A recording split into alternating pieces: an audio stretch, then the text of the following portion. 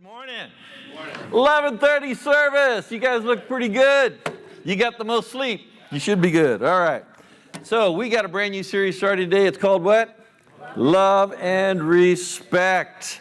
Now this series is really, truly, it's going to provide some insights and some practical skills that are truly going to help us all improve our male-female relationships. So even though we'll be referring mostly to marriages, this series is actually going to help everybody in all the relationships we have with members of the opposite sex.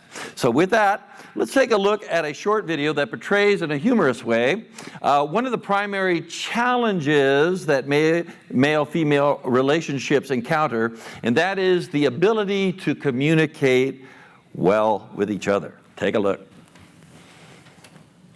It's just, there's all this pressure, you know? And sometimes it feels like it's right up on me, and I can just feel it, like literally feel it in my head, and it's relentless, and I don't know if it's gonna stop. I mean, that's the thing that scares me the most, is that I don't know if it's ever gonna stop.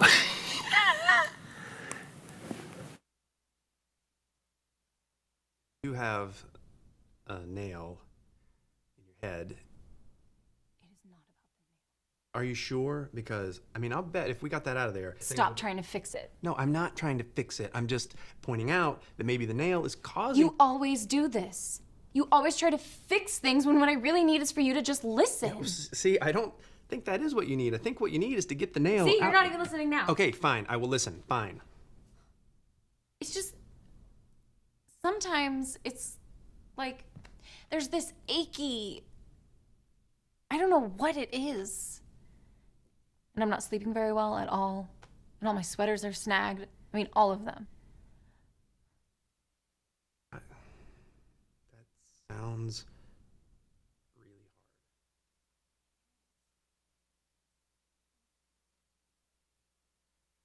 hard. Ow! Oh, come on. If you would just... Don't. Try to see things Oh, yeah. So there really does seem to be a communication problem between men and women, right? I mean, what man hasn't blurted out, "I'll never understand women"? And what woman hasn't said with great frustration, "I'll never understand men"? Now, the video that we watched portrayed this communication problem in a humorous way, but in real life, not so funny, right?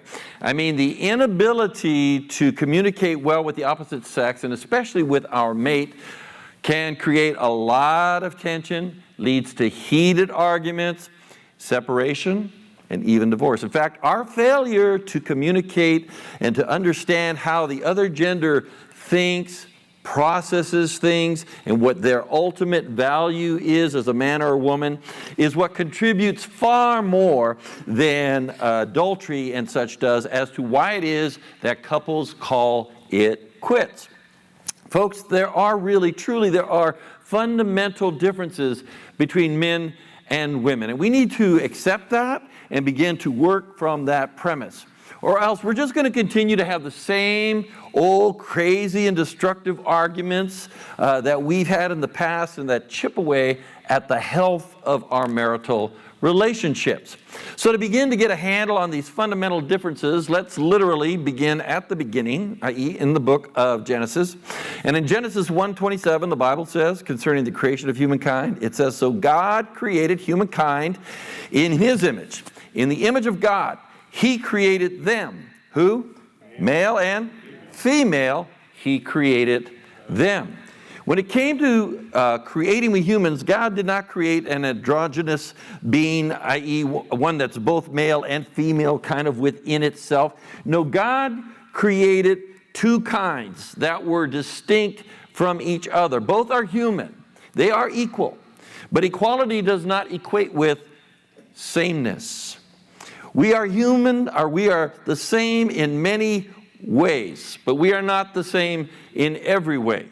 Indeed, men and women are different physiologically, psychologically, behaviorally, and our brains do not operate the same way either. So I know that there are forces in our culture that try to argue away the fact that men and women are different from each other. And I know that there are those who would like us to believe that any perceived differences between men and women are only due to cultural conditioning and not to actual genetic or innate reasons. But folks, science does not support that. It does not support it at all. And more importantly, God's book does not support that. God's book states that at the very outset, there were intended distinctions between male and female. We are equal, but we are not the same. Now, given that fact, we should not be surprised that there might be differences then in the way men and women view things and hear things, and that we might need to dial into those differences and begin to understand what the other really means when they say and do certain things. Why? So that we can reduce the conflict between ourselves and our mate. Now, here's a way to think about the differences between men and women when it comes to this problem that the genders have in the area of communication. Picture the differences this way. A woman looks at the world through pink sunglasses. And those pink sunglasses, they affect and color everything that she sees. A man, however, looks at the world through blue sunglasses, and those sunglasses affect and color everything he sees. But not only do men and women see things differently because they're looking through different colored lenses, they also hear things differently. And to keep the pink and blue analogy going, picture the difference between men and women in the area of communication is also including different colored headphones. A woman wears or hears things through pink headphones, whereas a man hears things through, you guessed it, blue headphones. Because men and women have sunglasses and headphones that are different in color, the messages sent and the messages received from each other often need to be decoded. For example, a woman could be standing at her closet and say to her husband, "I have nothing to wear." And what she really means is she has nothing new to put on. When a man stands at the closet and he says to his wife, "I have nothing to wear," what he really means is, "I have nothing clean to put on." What men and women do and what we say to each other is often something of a code that needs to be deciphered so as to get at the real meaning of what's being said or going on inside our spouse. So guys, when you see your wife's countenance fall and her spirit deflate before your very eyes, you know something's going on, and you may think you know what's going on, but in all likelihood, you really don't. But if there were 1,000 women close by listening to you guys, all of them wearing their pink sunglasses and their pink headphones, every one of those women would know immediately what's going on inside your wife. And they would say, "Well, I know exactly what that sweet little thing is going through and why she's shutting down on him. She's so sweet and tender. I can't believe this. Look at how he's speaking to her." Women can instantly decode the messages that your wife has heard from what you said, even if you can't. And those 1,000 women are able to do that because of their pink sunglasses and pink headphones. And so, viewing and hearing things the way they do, no wonder women often think and will say to each other stuff like, "Men are so brain dead.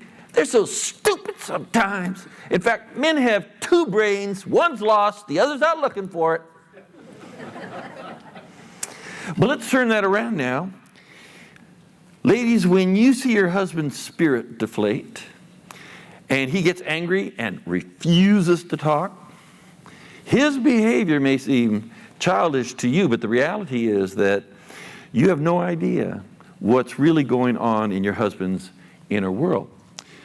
But if there were 1,000 men close at hand watching, listening, all wearing blue sunglasses and blue headphones, they'd immediately know what's going on inside your husband. And they'd say something like, "I know exactly why that guy shut down on her. Good grief, look at the way she's talking to him. Unbelievable. Get that witch a broom. Men can instantly decode the message your husband heard from what you said or did, even ladies, if you can't. And those 1,000 men are able to do that because of their blue sunglasses and their blue headphones. So here's a story that illustrates what lays at the root of the problem in male-female communication and the code that both of them fail to decipher in the messages they are actually sending to each other. Okay, a couple was about to celebrate their 10th wedding anniversary, and the wife began to wonder if her husband would remember, because there had been several times during the past decade when he had forgotten their anniversary altogether. No matter what she did, little hints, big hints, he'd still miss it. But on their 10th anniversary, with no hints at all, he remembers. And so he makes a beeline to a nice card shop. He soon is gazing at the racks filled with greeting cards. One colorful card quickly catches his eye. He reads the words. They're perfect, he thinks. This card is her, no doubt about it. So he takes it, pays the clerk, hurries home, rejoicing. And finally, he's going, finally, I remembered our anniversary, and a special one it's going to be, too. So his wife is there when he gets home, and so he sneaks the card into another room. He signs it, quickly writes her name on the envelope. He even draws little hearts, make it a little extra special that way. Then he comes out and hands his wife the 10th wedding anniversary card. She's beaming from ear to ear. She is so happy. Finally, he's remembered. She tears open the card, begins to read, and her countenance falls. The eyes that had been bright with loving energy turn cold. Her beaming look becomes sour, dark. What's wrong? Her husband asks, because he's a very sensitive guy. He can pick this up. Nothing. There's two. What's wrong? No, there's nothing wrong. But there is. I can see it. What is it? Well, it's not bad for a birthday card. Now, as you might guess, this conversation is headed downhill from here. You're kidding, says the husband, grabbing the card from her hand. No way, unbelievable. No, you're unbelievable. The husband blinks in the face of his wife's very real anger. He knows he is full of goodwill. He had remembered their 10th anniversary. He has bought a present to go with the card. Well, honey, I made an honest mistake. Give me a break. Give you a break. An honest mistake.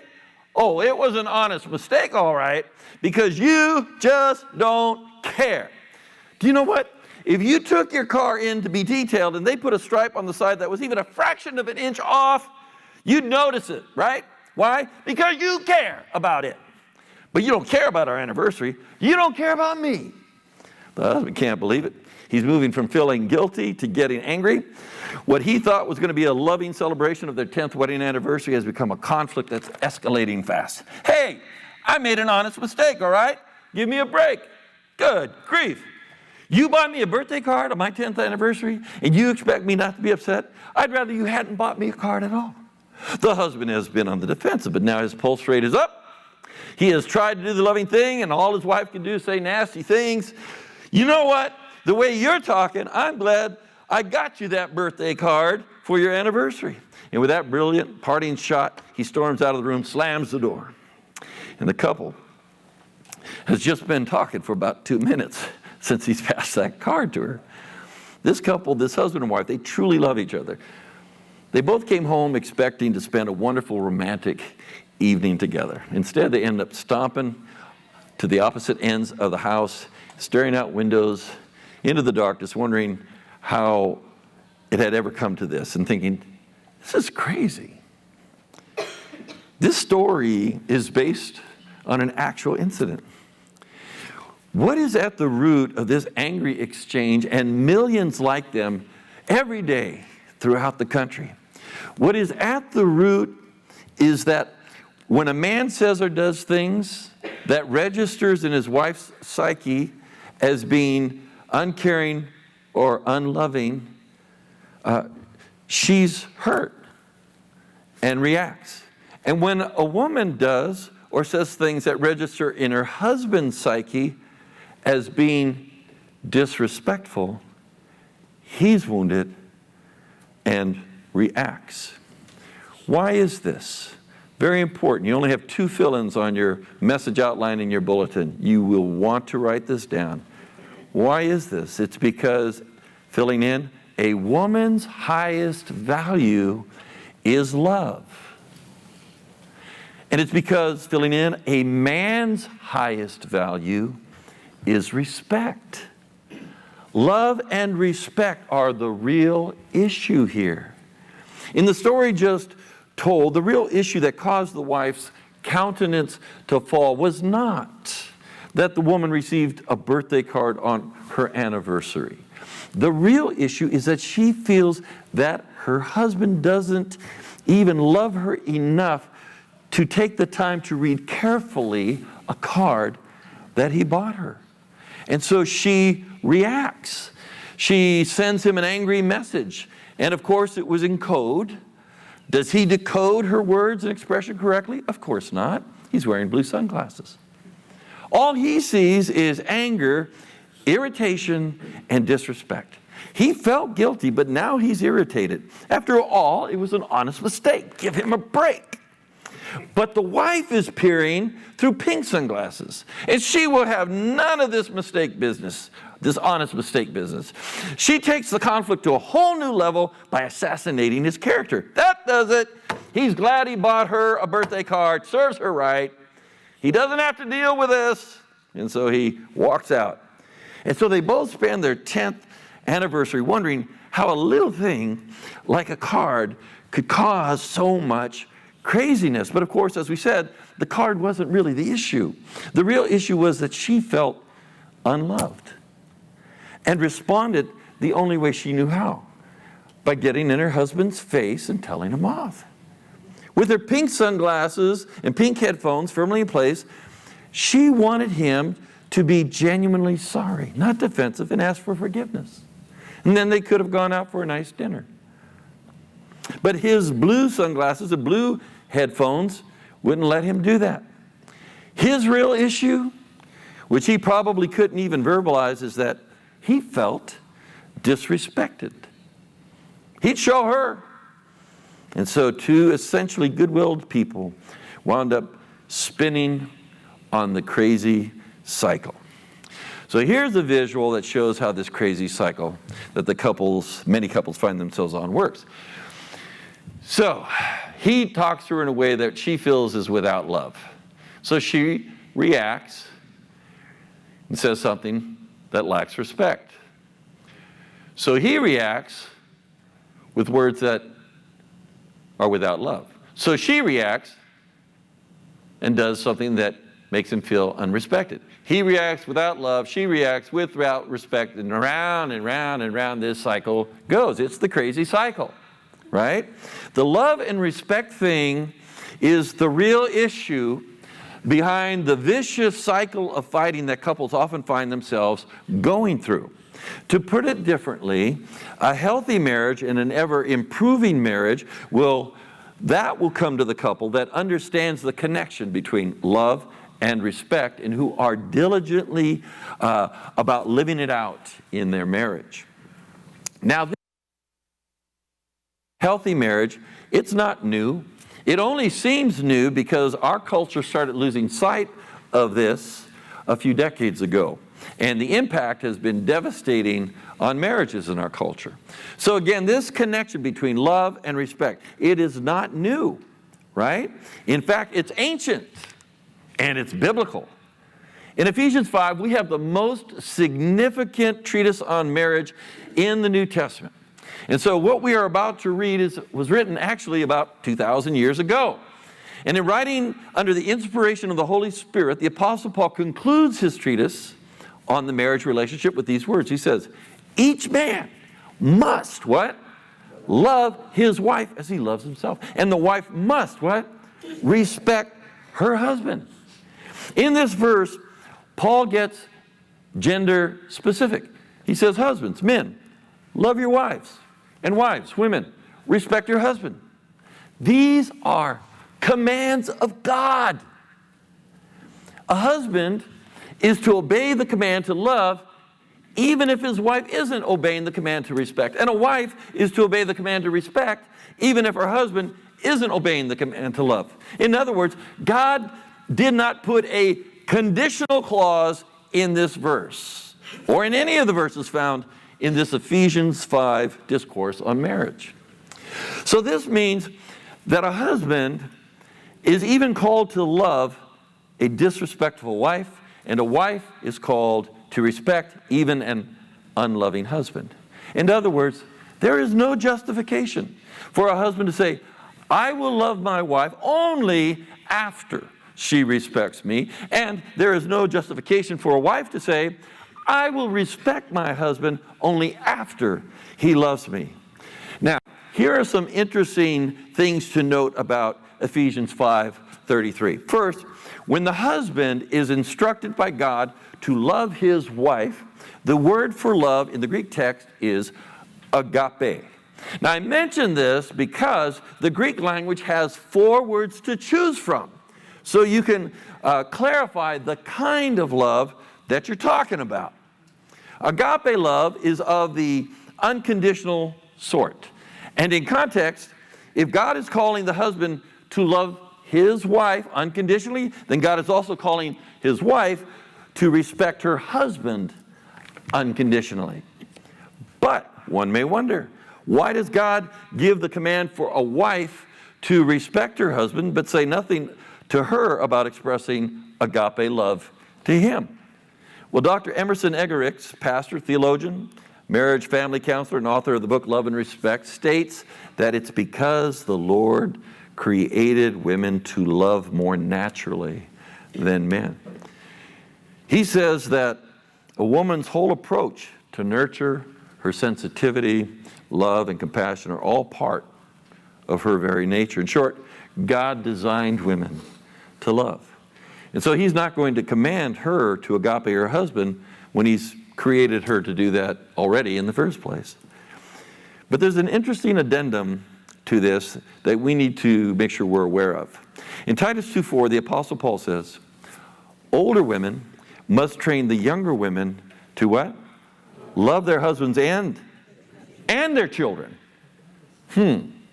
Now what's interesting here is that Paul is not directing older women to train the younger women to agape their husbands and children, because as we said, she will do that naturally. Rather, Paul is instructing that the younger women be taught to phileo love their husbands. You see, whereas agape has to do with loving unconditionally, phileo is the Greek term for the kind of love that has to do with friendship or friendliness. The point, according to Dr. Eggerichs, is that a young wife is created to agape her husband and children, and ultimately she will never stop unconditionally loving them. But in the daily wear and tear of life, she is in danger of becoming discouraged, so discouraged that she may lack phileo, a kind of impatient unfriendliness can come over her. She may scold and sigh way too much. After all, there's always something or someone who needs correcting. Now, she cares deeply. Her motives are filled with agape, but her methods can lack phileo, friendliness. And hence Paul's instruction for the older women to teach the younger women phileo. Now, just to be clear, not every woman goes through periods of negativity in regards to their husbands and children, but many do. And everyone ducks for cover when mom is in that kind of mood. But even then, no one doubts her basic mother's love. They're just not sure she really likes them very much right now. And part of this whole problem, however, is that women are not at all sure they are being loved, especially by their husband.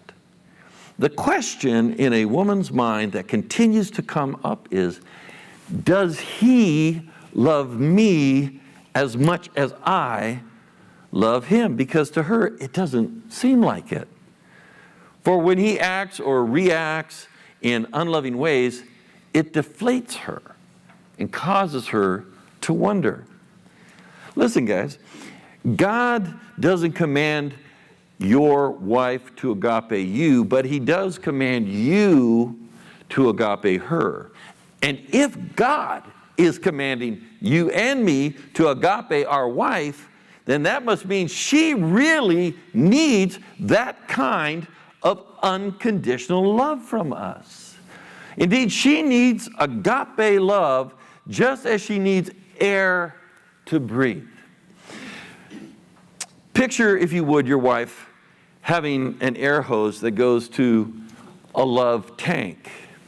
When you see your wife's countenance fall and her spirit deflates because of some uncaring, insensitive thing you've said or done, know that you have just put a clamp on her air hose. She's not getting the air she needs to breathe.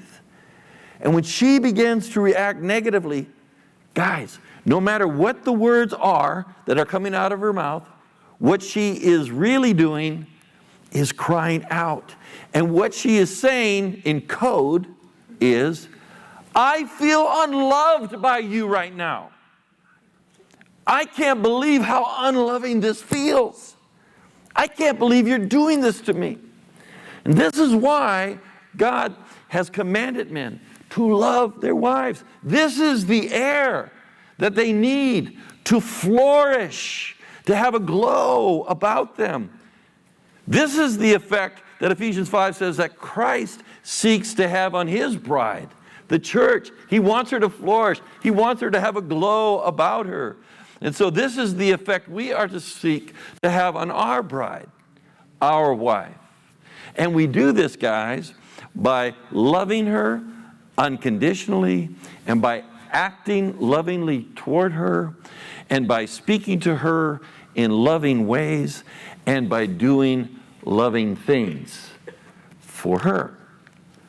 Women, just as the husband is commanded to love his wife, wives are commanded to respect their husband. You see, he has an air hose too. And that hose runs to a very big tank labeled respect.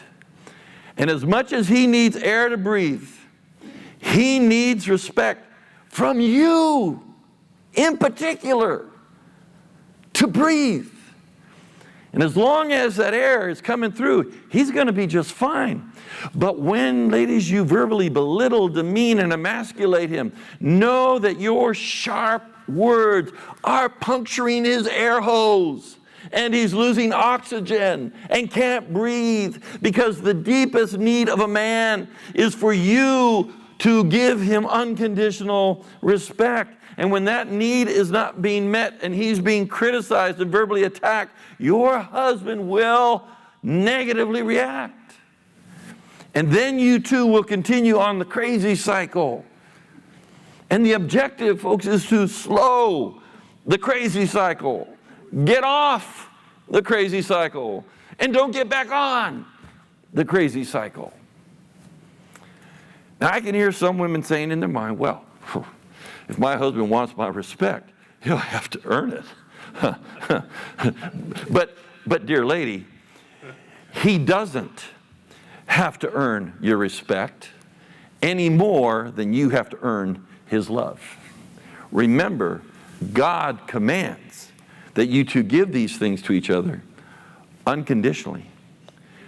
And ladies, you can, in fact, treat your husband respectfully, even if things are bad between you right now and you don't feel there are things you can respect him for. And ladies, no, I'm just going to answer the question, or what you're going to say right now. No, it is not hypocritical to act respectfully toward your husband if you don't really feel like you respect him, because there is nothing hypocritical about obeying God's word. Nothing hypocritical about obeying God's word. And as we all know, just like acting in a loving way towards someone we don't have love feelings for often results in actual love feelings coming about after we've acted in a loving way. Even so, acting respectfully towards someone we may not currently feel we can respect often results in actual feelings of respect coming about after we've acted respectfully. Well, there's so much more we need to discuss and that we will discuss in this important series. So make sure you come back for part 2. We've given you enough to argue about over lunch today. So.